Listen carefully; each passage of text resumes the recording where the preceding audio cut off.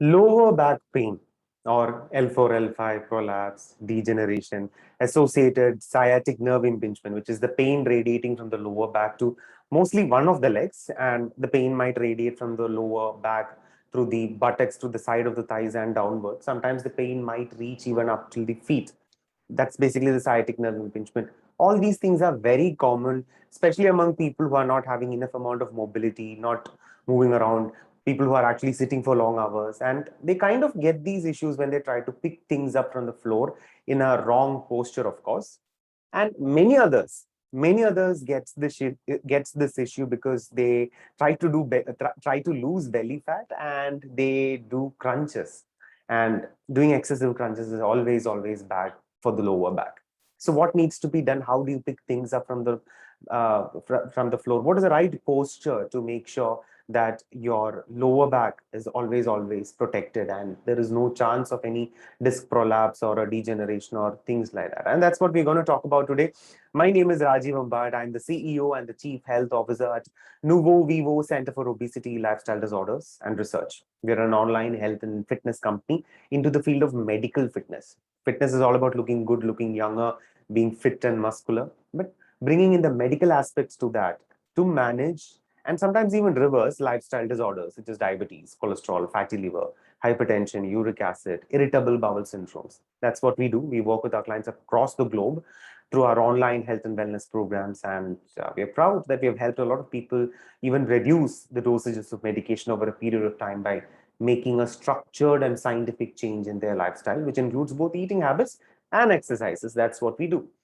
Anyways, coming back to the topic, which is about the lower back pain. So, what exactly we are all called?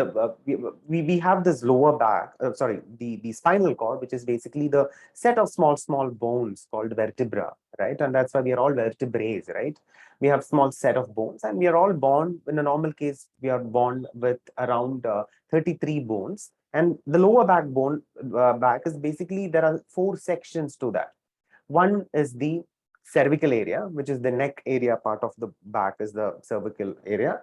Right below that, around the chest or the back, is called the thoracic area. And the right below that is the lumbar area, and the area below that is called the sacral area. Okay. Now, each of these areas is actually small sections of bones, and between these bones is small disc, which is kind of a semi-soft or a semi-solid kind of a thing in between that. So there is a vertebra and there is a small disc, and then there is a vertebra, there's a small disc, and that's how the lower back, the entire spinal cord is, right? Spinal cord is like the main transmission line, okay? The main transmission line, and that's why it's called part of the central nervous system, right? Is the main transmission line, and there are a lot of branches which moves out from each of these areas to remaining parts of the body. And that's why if a person is having a lower back disc, one of the disc of the lower back, if it gets protruded or prolapse or degenerate, one of those nerves might get compressed between these disc or between these vertebrae, and that's why the pain is radiating throughout that area where that nerve is going. So quite logically, if a person is having any disc prolapse, spondylosis, or any issues on the upper part of the body, which is on the neck, the cervical area of the spine, the pain might radiate to one of the hands, right? If it is around the thoracic area, that might radiate to the chest or the abdomen or the midsection of a body. And if it is a lumbar area, we call it as L1, L2, L3, L4, L5. These are nothing but disc that will radiate to one of the legs. Usually, mostly single leg. Sometimes it can radiate to both legs also. So that's the funda about the central nervous system or the spine, which forms the main important part of the central nervous system. Now, the thoracic area, sorry, the cervical area of our spine, as I said, it's basically a set of 7 bones. Right below is the thoracic area, which is basically 12 bones, 12 vertebrae, and then comes the lumbar area. That's the 5 bones, right? We call it as, for example, lumbar 5 bones are called L1, L2, L3, L4, L5. So between each of L1 and L2, there is a small disc, and between L2 and L3, there's a disc. That's how the structure is. Now, why is this structure important? Because this structure is what allows us to bend down, swing to either sides, right? It's not one straight line. Think of it, if your lower back spinal cord was one single bone structure like this, we won't be able to bend, right? And so facilitate movements around the upper part of the body, around the core, is why we have this kind of a structure, right? Now, it is also important that this motion is in the permissible range, right? So two things that I said: one, how to make sure you pick things up from the floor to make sure that lower back is protected. Number two, why not do crunches, right? Let me start with the first one, which is about the picking things up from the floor. So let's assume that I'm going to pick up a bottle of water. I'm going to pick up a bottle of water from the floor. Yeah, so I've kept the bottle of water in the floor. Typically, I hope you can see this. Typically, when people lift things up from the floor, and what they do is that they pick it up with their back hunched, okay, and that's where there is an excessive strain on the lower back. Yeah, so how do people do it? Sometimes, most of the times, they will pick it up like this. They'll pick it up like this. See how my back is hunched. See, my back is hunched, and when my back is hunched, when I pick things up like this, I'm applying a lot of force on my lower back. The every action has an equal and opposite reaction, right? So when there is a force applied, and the opposite part of it and the load comes on the spine, right? And that's why there is a chance of, that's why people pick things up and they get a catch on the back. Sometimes it kind of creates a degeneration or a prolapse on the disc with sciatic nerve and things like that, right? So what is the right way of doing it? When you pick things up from the floor, the right way to do it is always pick things up by engaging your thighs, okay? Pick things up from your thighs and your glutes. How do you do that? I'll tell you I'll show you how do I do that, and then I'll explain how to go about it. Yeah. So I kept this bottle here. Now, if I'm picking things up from the floor, I should ideally pick it up with my back being straight as much as possible, and I pick it up with my thighs. My thighs are engaged.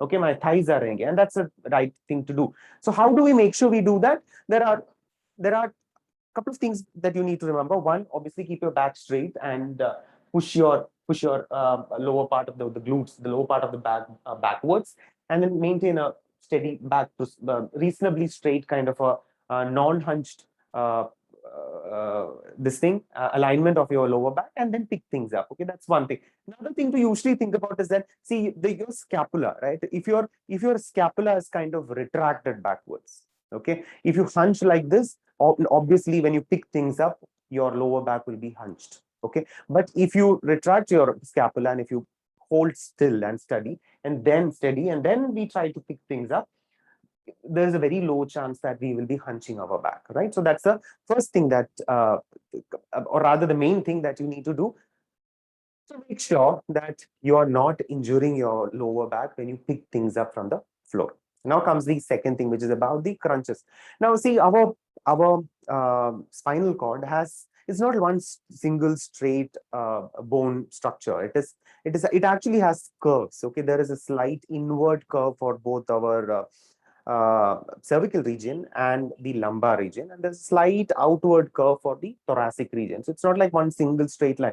It's a little curved inside, a C shape, and then that's how it is, right? So the lower part of the body has a slight curvature. Okay, every time, for example, I'm doing crunches. When I do crunches like this, I am actually kind of straightening that curvature against the floor, right? I hope you can imagine that. I'm straightening that curvature against that floor, and there is excessive pressure on the lower back, especially the lumbar area. Okay, that's point number one.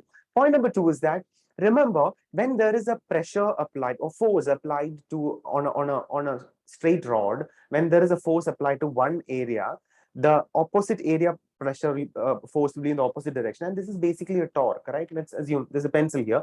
If there is a pressure applied here, and then this is basically a rotating motion, right? And rotating motion force is what? Nothing but torque, right? Now, if you were to see this, okay, so if I'm keeping this pencil here, and I'm suppose this is the upper body of the person, and this is the lumbar area of the spine, right? The rest of the body is here. And if this person is overweight, every time he is doing this, right, every time he's doing crunches, right, this is the head. Every time he's doing crunches, where does the pressure go? The pressure goes here, right? So if this were to break, where will it break? The chances of it breaking here is much more, and that is precisely the reason that people who are having especially overweight with excessive belly, when they end up doing crunches, they screw up their lower back because they L4, L5, and that L3, L4, that area is where the prolapse happens because the excessive pressure happens on the lumbar area. If a person, for example, let's assume is 100 kg, roughly 50 to 60 kg will be the upper body, right? And 50 to 60 kg is what our body needs to pull every time we do crunches. Our muscles, especially the core muscles, may not be strong enough to actually hold those 50 to 60 kg and pull it. So what happens? The remaining weight goes to the spine, especially on the lower part of the spine. And that's why people are more susceptible towards these kind of prolapse and degeneration or bulging issues and things like that. What needs to be done? It is very, very important to build muscles and muscular ability around it. A physiotherapist is the right person who would tell you if there's already a sciatic nerve impingement, what kind of stretches that you would be able to do to reduce the inflammation and relieve the pain there. So do listen to that, and it's important. Some of these are yoga poses only, like the Marjarasana. In English, they call it the cat camel stretch. The Balasana, in English, they call it the child pose. So these are all our Indian yoga poses, which involves stretching of the lower back. You do it in a specific manner. Over a period of time, you would strengthen the muscles of the lower back. And the muscles around these joints are like the cushion. Okay, it's like the shock absorber of your car. If the shock absorbers are better, then with a minor hump, the car goes on. You won't feel that jerk, right? The same way the muscles are the shock absorbers. It absorbs a lot of shock if the muscle quality is better. So it's important to exercise and do stretches, but it's very important to do it in the right manner, because if not done right, it can actually backfire and make that lower back pain worse. Right? I hope this was helpful. My name is Rajiv Ambat. I'm the CEO and the Chief Health Officer at NuvoVivo Center for Obesity, Lifestyle Disorders and Research. If you have any questions regarding this or anything to share regarding this, please do comment here, and I would love to hear from all of you. I hope you're all staying safe, staying healthy, and staying fit. Take care. Bye.